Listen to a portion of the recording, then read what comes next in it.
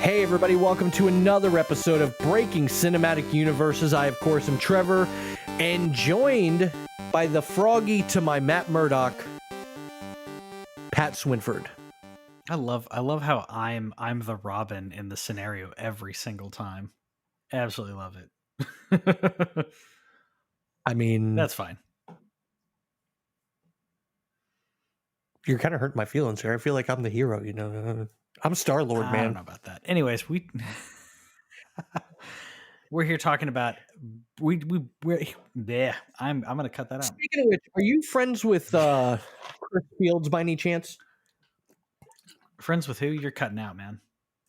Are you friends with Chris Fields? I think so. Maybe. I'll just double check. Maybe not. He check his Facebook, dude. He went to Disney today. To Galaxy's Edge. I'm not. Yeah. Oh, I gotta steal this picture and send it to you in Messenger then. Because he had this badass like Star-Lord mask. Like legit COVID mask. And my first question is, how much do I have to pay you to make me one? Yeah. We're gonna be wearing it for a while, so why not wear one? Yeah, dude, I've actually thought about wearing my Star-Lord helmet out.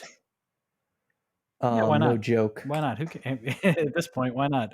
But anyways, you didn't come here to talk about COVID. You didn't hear to come talk about like legislation and all that noise. Unfortunately, we are going to talk about some stuff that's impacted by it, but you came here to talk about or to listen to people talk about listen to comic book and movies, cinematic universes, and in this case, we got big news from Marvel with Jamie Foxx returning as Electro, not the same Electro.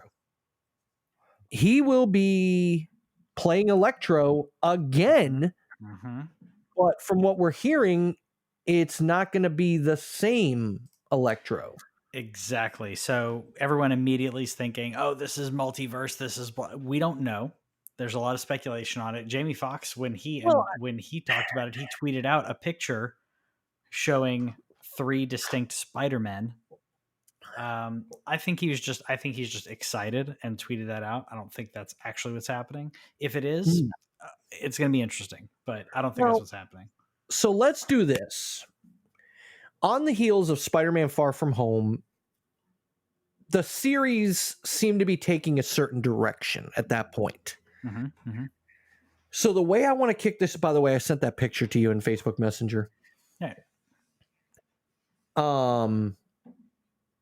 The way I want to take this week is let's pretend we don't know any of this casting news. And based on how Far From Home ended, let's kind of share what we thought at that point our predictions were going to be for the third installment of the MCU Spider-Man franchise. Okay. For me, I thought the movie was going to start off with him on the run. Kraven the Hunter, and I'm going to go ahead and say played by Jason Momoa, was going to go looking for him. He was going to bring him back midway through the movie to New York, where he was going to stand trial with Matt Murdock, a.k.a. Daredevil, a.k.a. Charlie Cox, or Jennifer Walters representing him. Yep. I had a similar thought. Jennifer Walters, I don't think they're going to do Daredevil. I think they're going to go some other way with it. Well, apparently the contract ends in November. Contract ends for Netflix. Not the contract. Yeah, so they'd be free to use him after the contract. November. Yeah. That's true. So that's true. They could. I wouldn't mind it. Yeah, they could wait because they haven't even started filming it. Tom Holland's still filming Uncharted. Exactly. And if they did bring Charlie Cox, if they did bring in Daredevil, I think if I were to do it, I would not have it rely on Marvel's great at this, by the way. I would not have the movie rely on anyone have seen Daredevil whatsoever, because if you bring him in as a character, he's already a hero, a superhero, whatever. Let Spider-Man figure that part out, but don't make deep references to what's going on unless it's something subtle, it's like a subtle Easter egg. Well, What? they could almost play him off as like an urban myth. Sure, but what I mean is like you don't have to reference things that happened in the TV show. Like don't alienate your population with it. Essentially, Agreed. Agreed. yeah. So That's what I would do. I prefer Jennifer Walters, especially now that we have her actually cast. We actually know who's going to play her. I'd prefer that because we'd then have a tie-in to her TV show. that's true. But you talked about how everybody's hinting at the multiverse and this and that. Don't forget, we're getting Doctor Strange 2 Multiverse of Madness. Like that's Yes. in the title. Yes. So that movie alone is now opening up the MCU, which it's going to be, I believe, released after Spider-Man 3. I don't have the official slate here. Yeah, I think can you have double-check, it. but I believe that's okay. I believe that's right.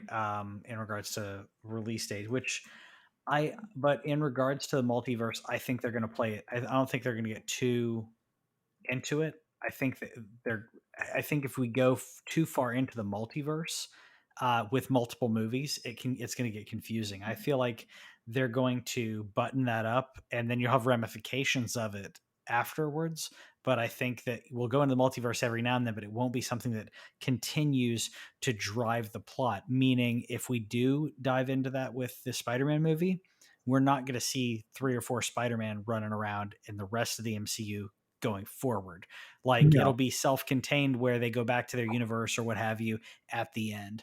But I think it'd be a really cool homage to bring back if this is going to happen, if the Jamie Foxx tweet is to believe to be a clue, and we get Andrew Garfield and back, and I don't Tobey know, Maguire. and Tobey Maguire. Sorry, I was about to say Tobey Maguire. If we get them back, it'd be really cool to see them again as Spider-Man with modern effects, because the Tobey Maguire one didn't age as well. So I think it'd be really good. So here's how I think they're going to play it. Do you remember Into the Spider-Verse? Of course. How they brought all these Spider-Men in, but they also left at the end. Yeah. I think it'll be something similar to that, where they get pulled into Tom Holland's universe or vice versa. It would have to be Tom Holland's universe, because if they're not going to have Electro be the same Electro, I don't see a point of having him pulled into like Andrew Garfield's universe. Yeah. But I think so you get a little bit of multiverse in Spidey 3. And then, because technically I think the first initial introduction to the multiverse is actually going to be in WandaVision, which will be out in December. Because from some of the trades and rumors I've read, her inclusion in Doctor Strange 2 is kicked off by some of the stuff she does in WandaVision causing issues. Sure. So that's what I've heard. Yeah, and that makes sense. If that's what's going to happen, that would make sense. Like I said, the ramifications of WandaVision, because whatever she's working on when it comes to her powers is going to have an effect on the rest of the universe, and possibly multiverse, depending on what all she's doing. I think she's created a pocket universe for herself, and that's what we're seeing. But is yeah, she I think strong enough to do that? Yeah. Okay. I knew of Wanda and Pietro Maximoff from the old X-Men cartoons, I guess. Sure. Yeah. But I was never. I knew she was a super powerful, in that universe, mutant. But I didn't know the extent of her power.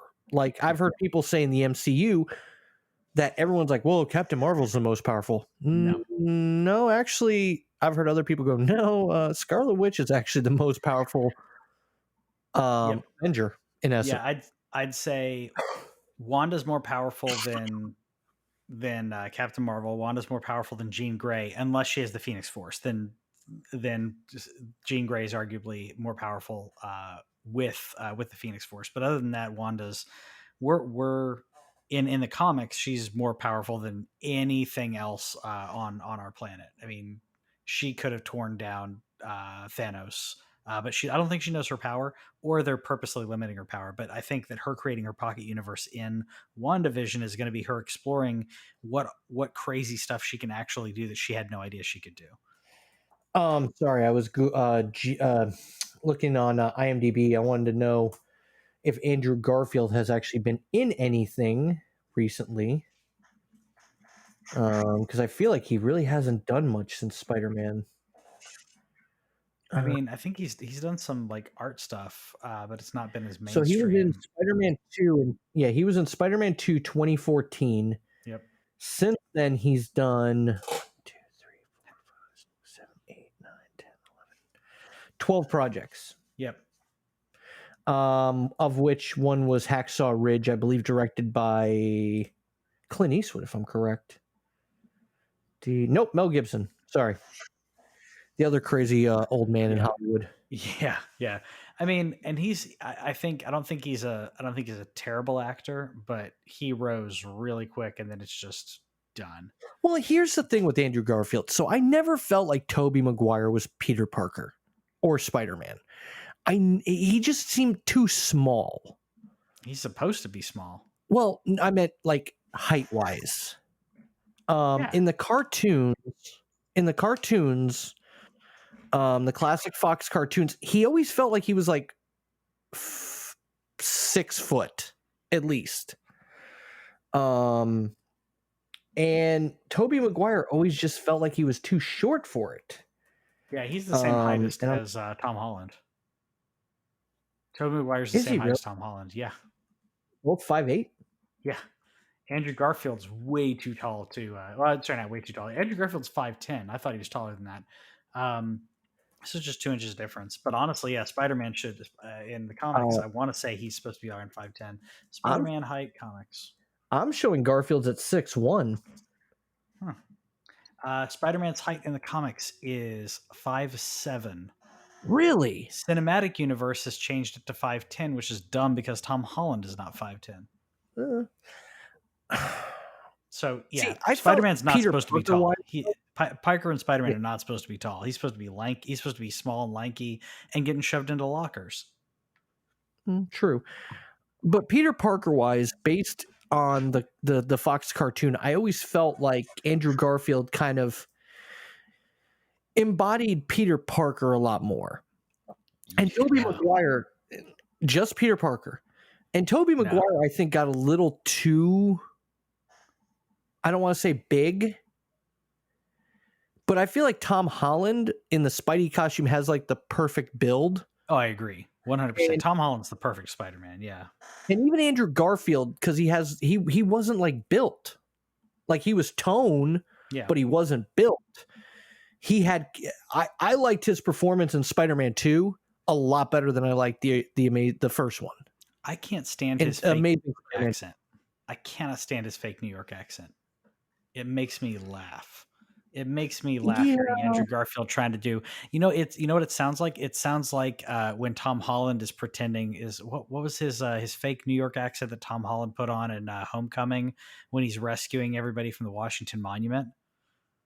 You know what I'm talking about? Oh yeah. It's a real, watch Andrew Garfield Spider-Man again, and you'll hear that when he's like skipping rocks and he's like, I never wanted to be like this. It sounds like a Michael Scott like caricature. I don't understand. Are you making fun of Threat Level Midnight? I love Threat Level Midnight. I kid you not, watched that episode last night, and it's great. It's great. But the whole point of Threat Level Midnight is it's bad acting, and I don't know what he was trying to go for on this. I think we're all in agreement. Tom Holland is the perfect Spider-Man. Andrew Garfield was way too cool as Peter Parker, though. Like, I don't see him getting picked on for being a nerd. I don't see him getting thrown into lockers. I don't see him not getting the girl. Andrew Garfield's going to steal the girl. He's not. There's not even a question about it. He's a cool skateboarding kid who I didn't even understand why the jocks were picking on him, other than the fact that he's on a skateboard.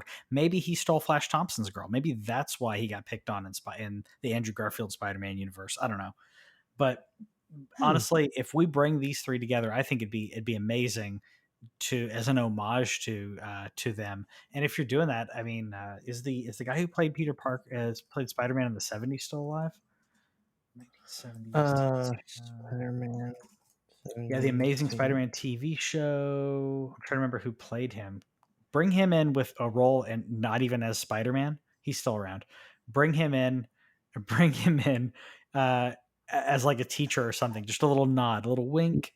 Oh, That'd so be kind of like awesome. what the CW verse did with Infinite Earths, where they had like Mhm. Burt Ward walking his dog Yeah, in red, yeah, black, yellow, and green sweater, and he's like, "Holy crimson skies of death!" yeah. Exactly, exactly. Maybe not as corny, but I would love to see like little nods like that. Bring in the I can't believe I'm spacing on the guy's name. The '90s animated actor. What's it, Rico something? No, because he also plays. He was also in the Brady Bunch I got it. movie, I got it here. and he was also the voice of Eric in The Little Mermaid. Christopher Daniel Barnes. There you go. Voice of Prince Eric in The Little Mermaid, and voice of Peter Parker and Spider-Man in Spider-Man 19 the animated series. Little Disney crossover there. Yeah, he's Let's see awesome. here. Bring him in. Bring him in. He's really cool in person, by the way. Like I would He bring hasn't if you're gonna do it with the on-screen Spider-Man, bring the others in just as a wink, just as a nod, right? Like have him be like a cab driver or something, like just something where the people who it's like a Stan Lee cameo, but a little more subtle. You know, you Then don't if have to we call it do that, you should probably get oh god, the guy who played Barney Neil Patrick Harris. yeah. Bring them all. I'd love that. I don't even need to see them in the suit. I just want to see little nods here and there and homages to what Spider-Man has been throughout the years. I think it'd be really cool. Whether or not we're getting that, I don't know. And my other curiosity is, what does Electro have to do with the multiverse? Like, how would Electro create a multiverse reaction? By the way, Or little I'm gonna throw in a little tidbit here that you may not have known. Mhm. The actor Christopher Daniel Barnes, who played Spider-Man in the '90s Fox TV show, Mhm. has lent his voice to numerous video games as well. In 2019 and 2014, he voiced Vulture and Electro in Spider-Man Unlimited and Marvel Ultimate Alliance 3: The Black Order. That's cool. That's cool. I forgot that he was. I didn't realize that he was doing that. That's really cool. Yeah, he also did Symbiote Spider-Man and Superior Spider-Man and Marvel Heroes. Spider-Man. I know he was in Spider-Man. He was in Spider-Man Shattered Dimensions, which, by the way, is an amazing game. He If was you haven't played Noir. it. Yep, he was Noir. And in Edge of Time, Spider-Man Edge of Time, he was Spider-Man 2099, aka Miguel O'Hara. Yeah, I didn't realize he was in Edge of Time, but yeah, Shattered Dimensions was that's such a good game. Such a good game. Some of the stuff he's done. He was in the Brady Bunch movie as That's Greg right. Moody. That's where my wife knows it from. Even higher up than Little Mermaid. Like that's who she thinks of him as. Yeah, because his first movie role was in 1984. But either way, so what we think, in our opinion, the new movie is going to be, as we've said, my opinion on it is, in some way, shape, or form, Tobey Maguire's Spider-Man, Andrew Garfield's Spider-Man get yanked, as well as no, not Electro, because he's going to be this dimension's Electro. I don't know. I don't know yet necessarily if I believe that's what's going to happen yet. I don't know. I think it is. Yeah. So I'm still curious because we haven't been using them like at all. Like what about the Skrulls helping Peter out in, he's been outed as Spider-Man. Why not have the Skrulls come help? Like Nick Fury sends what's his face, I always forget the guy's name. Talos? Yeah. Yep, send him to pretend to be Peter Parker. while Spider-Man is also there. And then you have a proof that, hey, Peter Parker isn't Spider-Man. Here's your proof. Here's Peter Parker and Spider-Man in the same situation. I mean, that doesn't. Because then you clear That his actually name. sounds Because like it works. yeah, and then you get some comedy in there of him No, trying to pretend to no, be no, no. Parker. What? So here's what happens. Here's what happens. He goes on the run. Craven brings him back midway through the film. He's on trial, and Jennifer Walters brings Spider-Man into the courtroom with Peter sitting right there. Yeah, and the whole time we've been watching a movie where it's not been Peter Parker. Well, That'd no, be no. funny. So that's what I would do. No, Peter Parker himself goes on the run. But here's the only problem to that is technically the Skrulls can't mimic abilities. Exactly. So that's why you have the Skrull pretend to be Peter Parker and you have real Spider-Man hanging out. Yeah, okay. That makes sense. No, I can see that. So that way all they have to do is pretend to be stupid, which the Skrulls can do. Pretend to not know anything, and they're not going to question them. The Skrulls are going to pass. They're going to pass what is it, the like retina tests or fingerprinting, like all of that. You can run Talos through all of that, and they're like, yeah, this is Peter Parker, and Spider-Man's over there swinging around, so obviously it can't be him. I think that'd be an amazing like twist midway through the movie, that you've been watching Peter Parker, but really that was Talos the whole time, that had already talked to Nick Fury into pretending to be Peter Parker, who was then captured by Craven. And then you can have Craven the whole time like thinking like something's up here. He's not, it doesn't smell right, which would be hilarious because he knows the whole time that he's actually a Skrull to an extent. That could be interesting. And then you have Electro wreaking havoc like while that's going on, like him rising up to be involved. I don't know. There's a lot they could do, and honestly, the movies haven't steered me wrong. The end of the movie, you see Vulture, Scorpion break out of jail, and maybe you finally see Harry Osborn show up. Oh, wait, you talking about like bringing in? Okay, yeah. That, I mean, I'd be okay with that. Like actually getting Harry Six or Norman, like because we don't. I mean, we can do Norman before Harry. I would do Norman first. Okay, that'd be cool. That'd be cool. We need some Sinister Six. Sony's been trying to get that done for a while, so yeah, I'd be happy with that. I mean, that's what they were kind of. What's up? Do you ever see Tom Hardy and Tom Holland cross paths? I don't know if we're going to see them together. I'd like to. I don't know if we're going to see them together. At least not in Spider-Man 3. If we do see them together, it'll be after that. But it won't be in Spider-Man 3. I would, for some reason, when you mentioned Tom Hardy, immediately I was thinking like, oh, can he play Rhino? Like I completely spaced like, oh yeah, Venom technically takes place in the Spider-Man universe. Because I want to see who they cast for the Sinister Six. And are we going to go with classic Sinister Six, or is Marvel going to change things up a little bit? Because they've done that successfully in the past. And there's a lot of people who've technically been in Sinister Six throughout the years. I'd like to see who they're going to pick for Doc Ock. I think that could be interesting because I think he's kind of the center point of that, in my opinion. I'm trying to think, because Alfred Molina played an amazing Doc Ock. Amazing. That would be like somebody trying to follow. What the hell is his name? The Farmers Insurance guy that plays. J. Jonah Jameson. Yeah, you're talking about. So I have who I would cast for. Why Doc can't I Ock. think of his name? Damn it! I am drawing a blank and it's ticking me off here. Hold on. Oh, J.K. Simmons. Yes. Yeah. Thank you. Yeah. So I have who I would pick to play Doc Ock. If we can't get Alfred Molina back, or I mean, I honestly doesn't need to be Alfred Molina. I would pick the original actor they were going to pick as Doc Ock in that movie, which is Sam Neill. I'd bring Sam Neill in to be Doc Ock. That's who originally was going to be it. Yeah, that's who originally going to be Doctor. Yeah. So that could be cool. No, That could be. why'd he back out? I don't know. Hmm. I don't know. Or just go for the gusto and just bring in Arnold. Or- I'm joking.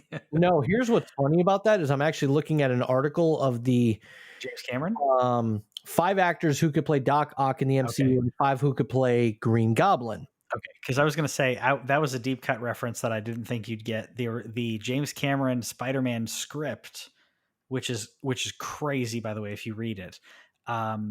James Cameron wanted to have Arnold Schwarzenegger play Doc Ock, and Doc Ock was calling himself Spider-Man because he had 8 legs, and they had an argument over who was the Spider-Man in the script, which sounds atrocious for Arnold to be doing any of that. Dear God. All right. Yeah. So real quick. No, I am the Spider-Man. You are not Spider-Man. I am the Spider-Man, like that. Get to the chopper. So on this article, Doc Ock, I'm going to go through these real quick. It's the top 5 characters or 5 actors who could play Doc Ock and the top 5 who could play Green Goblin. Okay. Number 10 for Doc Ock, Christoph Waltz.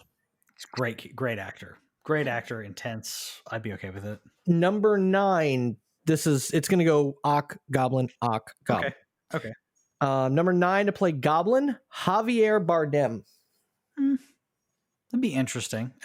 I want to see him in Dune before I see him do that, because I want to see how he does physically. We've never seen Javier Bardem like really throw down, in my opinion. No.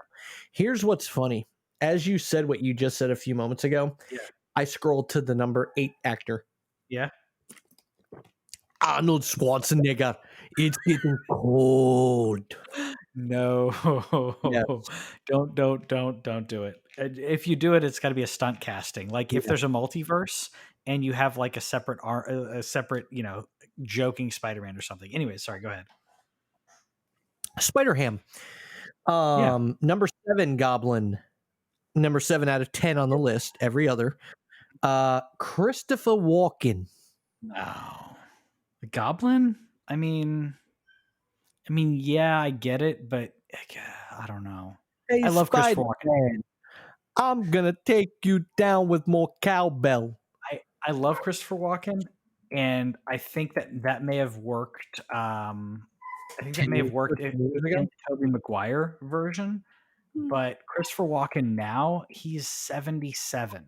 Yeah, he could be an older Doc Ock, or an older Green Goblin. Sorry. We're talking older Norman Osborn. I'd be fine with that if he never became Green Goblin, or otherwise we're never going to see. I mean, it wouldn't be believable for him to be Goblin at his age, at his performance. Like it just wouldn't look right. No. Number 6, Goblin or Doc Ock, Oscar Isaac. Yeah. I'm convinced I could throw that man into most any role and he'd be all right. He made Apocalypse work. In a movie that was terrible, he had actually worked with them. Actually, especially after seeing him in Ex Machina. I'd be good with that. Which, by the way, if you haven't seen that movie's great. Number 5, Goblin, Leonardo DiCaprio. As Norman, that'd be interesting. It'd be interesting to see him do that because he's not old, but he's old enough that I think he'd be believable to have a son around Parker's age, because Peter Parker's supposed to be like 16, 17 years old. I could see that working. I could see that really working. And he puts his heart into 45. Exactly. So he's old enough to have a kid who's 16. Mm-hmm. All right. Number 4 for Doc Ock, Tom Hardy. Clearly, this article was written before he actually because the picture they're using is from Venom. So no, it's not going to be Tom Hardy. If I was going to pick Tom Hardy to do anything of that, I'd pick him to be Rhino. He could do Kraven as well, but I'd pick him to be Rhino instead of Ock. So skip that, Jazz. So number 3, we're almost down to our final 2. Goblin, Gary Oldman.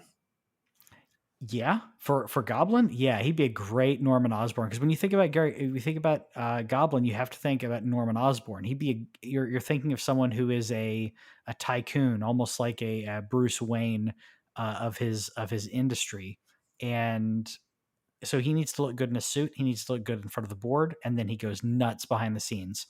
And yeah, Gary Oldman could do that. Top two. Yep. First one, Doc Ock. Now, I'm going to preface, I've looked at both of these. Okay. These two characters could literally play the ones that they're labeling as or be flip-flopped. These two actors. Okay. Okay. Number two, Doc Ock, John Hamm. Oh, okay. Hence me saying they could be flip-flopped. He could do either, but I can't see John Hamm as Doc Ock. I see him as Osborn. And yeah, he'd be able to pull them off either way, but it's similar to Andrew Garfield's like version of Spider-Man, where I'm like, Doc Ock would be like, he would be like the coolest scientist ever and the sexiest scientist ever, and I can't see that man struggling at anything. Like, Here's where number one comes in. yeah, Now, this is the number one person for Goblin, but once again, could flip-flop. And I think it'd be better flip-flopped. okay, Jim Carrey. yeah. So Jim Carrey is. So they said Doc Ock, or did they say Goblin? Goblin. Okay. See, I could see him. I could see him do either. But Jim Carrey right now, he'd be a better Doc Ock. I agree. Jim Carrey again. Jim Carrey like '90s Jim Carrey or early 2000s. Sure, put him as Goblin. But the intensity and seriousness that man wants to do now and can do, yeah, he can contort his face and everything. But really, I would rather have him be Doc Ock. He could pull that off. But yeah, you're right. The actors could pull off either. I just would prefer them to be switched. Yeah. So real quick, and I just stumbled upon this while we're having a Spider-Man conversation. This website also did its Screen Rant. Mm-hmm. They also ranked all Spider-Man movie villains by least to most lame. Number 12, The Amazing Spider-Man 2 Rhino with Paul Giamatti. Number 11, Jackson Bryce from Spider-Man Homecoming. He was the second of the two Shockers in the movie. Yeah, they're saying that these are kind of lame going to more lame. It just says by least to most lame. Okay. All right, go ahead. Number I think 10, both of them. We just got to see nothing of them. That's what irritated me. Number 10, what's his face is Lizard from Oh yeah, Amazing Spider-Man. is it Reese? Reese, what's the guy's name? I forgot the actor's name now. I'll look it up. Yeah. Number 9, Bokeem Woodbine's Shocker. Yeah, again, we just barely got to see him do anything. Reese Ifans, I think. Yes. Yeah. So I would agree on Lizard, but the other three that we've named so far have been like you barely got to see them, so I don't really count it. Worst character in any of the Spider-Man films. I'm going to call this right now. All right. Green Goblin, Amazing Spider-Man 2. Worst freaking villain. Hands down. Number 7, Jamie Foxx's Electro. He's a great actor, and he's just put in a really crappy situation. Like I can't stress enough that I'm happy that he's getting to reprise this role or redo the role and do it justice. Better. Yeah. Yeah. Number 6, Tom Hardy is Venom. Really? So they think he's more lame? Hold on. They think he's more lame than No, these are getting into, I think these are going into the least lame. Oh, okay. Man, so that's at the top to least. Okay. All right, go ahead. All right, so Venom, which I don't even count that because he's technically not. He is, correct, but he isn't in the Spider-Verse. Correct. So you can't really count that. It's rules that confuse all of the fans. Yes. Unless they're considering Topher Grace, but he would be number 400 on the most lame out of a list of 12. Number 5, Thomas Hayden Church, as Sandman. Yeah, I loved that. I love the portrayal of Sandman. Great portrayal and decently written. It's the best part of Spider-Man 3. Like I'd take out everything else and just put in Sandman to Spider-Man Well, 3. here's where you're gonna hate. Yeah. Number 4, going up as the least lame, Uh-huh. New Goblin from Spider-Man 3. Wait. Now, see, They put New I Goblin ahead of Spider-Man. completely disagree. I completely disagree Oh, on that. oh yeah. I mean, dude, we already found an screw up in their last list that Yeah, we exactly. on. John Hamm should be Norman Osborn. Yep. Yeah. I completely disagree. Sandman was a really great character and well portrayed, and basically the main villain of that. And then yeah, Green Goblin shows up and he's meh. So yeah, I don't agree with that. Yeah. Number 3, I think he should be higher, but there's only 3 left. Jake Gyllenhaal as Mysterio. Yeah. I thought he was great. I mean, Mysterio's a great character anyways, but yeah, Gyllenhaal's performance was excellent in that. Number 2, Dr. Otto Octavius, Spider-Man 2. Alfred Molina knocking it out. No, it's I'm okay with that. He could be number 2, number 1, in my opinion. So who's number 1? Willem Dafoe's Green Goblin. I don't think it aged well. I think I would go with Quint over. Sucked. Yeah, I would rearrange this entire most of this list. Because here's the thing with his that I hate. Yeah. Here's the thing about his Goblin that I hate. They never explain why he picked that like helmet, why he called himself the Green Goblin. Like there was nothing that led us to why he just all of a sudden shows up looking like a gargoyle, a metal gargoyle. Sure. Yeah, and it was really thinly done and thinly written. And you have to also understand when that movie came out, no one expected much of anything from a superhero movie. I mean, superhero movies were trash. So before that, the movies that you had, the superhero movies coming out before that Spider-Man movie, you had The Shadow and The Spirit and The Phantom. And the Phantom. Yeah, and the Phantom. And then I guess Batman and Robin had been years before that, but it was just schlock when it came to superhero movies. No one wanted to do them, and the ones that came out were lame. Even ones that could have been great were really lame. So Spider-Man in comparison to those was stellar, but looking back on it, it's not aged as well.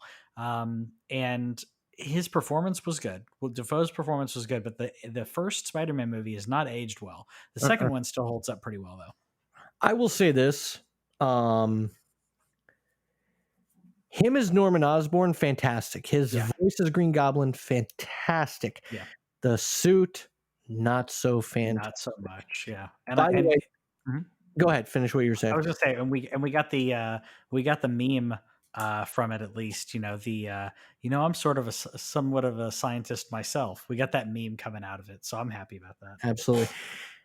I'm not going to go through this next list, but I 100% disagree with the number 10. They have another list. It's Spider-Man's 5 funniest and 5 most heartbreaking quotes in the MCU. Number 1 is Mr. Stark, I don't feel so good. I mean, no, number 9. What?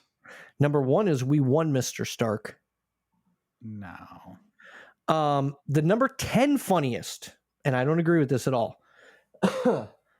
Your head of security and your password is password. That was a fun one. Yeah. Other ones, I'm nothing without this suit. Remember when we were in space and I got all dusty? This is nice. That one, the hug. Yeah. Oh, we're using our made up names. I'm Spider-Man. Yeah. There's some great ones, but yeah, I'd put number 1 at Mr. Stark, I don't feel so good. I mean, you could say that as Spider-Man, if a Spider-Man comes up and says that to, in cosplay, everybody just, your heart wrenches at that moment.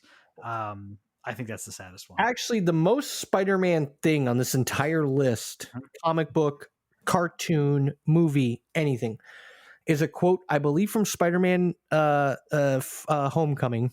Uh-huh. I helped this old lady and she bought me a churro. That was nice. Yeah, what he's giving Happy all the Update. the updates of what he's been doing, like around to it's so good. That was good. By the way, the next list is Star-Lord's 5 funniest and 5 most heartbreaking quotes in MCU. I'm going to pull it up for myself. I was going to pull that one up. Let's talk about that. Let's talk about that and what we think is going to happen to the Guardians of the Galaxy in the next Guardians movie. Actually, this is bullshit. Number 10 is the best scene in the entire both movies. Oh, sorry. We'll go through that next time. Let's go through that next time. We're going to talk Guardians next time. We'll dive into that because so much is delayed. We gotta talk about what's happening even further off than that, I think. Well, I mean, James Gunn is finishing Suicide Squad, and then he's going to start doing Guardians while also executive producing and possibly directing a Peacemaker show on HBO Max with John Cena. This guy went from making indie movies to being one of the most sought after directors in Hollywood when it comes to comic book movies. It's amazing. All from was it Slither was the one that like really put him on the map, wasn't it? By the way, my name on MySpace for years was I'm Bill Party. That's a good movie. That's a good movie that not enough people talk about. It's really the movie that made me, honest to God, fall in love with Nathan Fillion. Okay. I was going to say Nathan Fillion or Michael Rooker. That's Whitney's favorite Michael Rooker role. I'm sorry. Yondu's my favorite Michael Rooker role. Especially the I'm Mary Poppins, y'all. Yeah. He can pull it off. He can pull off that blend of ridiculousness, being serious and menacing, but also hilarious at the same time. But yeah, I mean, it's like, Black Widow's in May now. Ghostbusters, I think, is May or no, March, pending everything, Yeah. Regal Cinemas, because No Time to Die got pushed back, are talking about shutting down all UK and US theaters. I mean, coronavirus, excuse my language, is really fucking up a lot. Yeah. And it's sad. People are dying from it and people are having long-term effects. It's just, I don't even know where to go with that, but that's just my thing. I just wish it would go away already. I think it does. And I don't know if you saw, real brief as we're ending, Netherlands is locking down because they didn't lock down in the first place and they didn't have a big spike because everyone stayed home. And now that people have been traveling and when people started relaxing and going, oh, well, I'll just start going into bars again. I'll start doing this. And people traveling in and out. And now they have a huge spike. So now they're going into lockdown. Wear your mask, wash your hands, treat it seriously, and we're going to slow this thing down. Yeah, absolutely. I mean, Florida's been doing pretty well, managing their cases from, June, July, when they were up in 10,000 a day. But that is what it is. This is not a coronavirus podcast. This is Breaking Cinematic Universes, and that does it for us this week. If you love sports and you're a fan of the 2020 Stanley Cup champion Tampa Bay Lightning, check out thescrumsports.com on Facebook, Twitter, all of the social media verses. I think we might even have a MySpace. I think somebody created us one. I didn't even know MySpace was a thing anymore. I want to find my old MySpace and just laugh at it. And if you like video games, you can check out TheLanCave, where if you're subscribed to this podcast, you're getting it through the RSS feed already. We're on YouTube. We're on Facebook. We go live every Thursday talking video game news, gaming, getting ready for the new consoles to launch. And we'll be reviewing those, unboxing those, all kinds of stuff. That does it for us this week. Thank you so much for listening to yet another episode. And we will talk to you next week, hopefully, with more news and rantings and ravings and us just telling you what we think. Yeah. So, peace.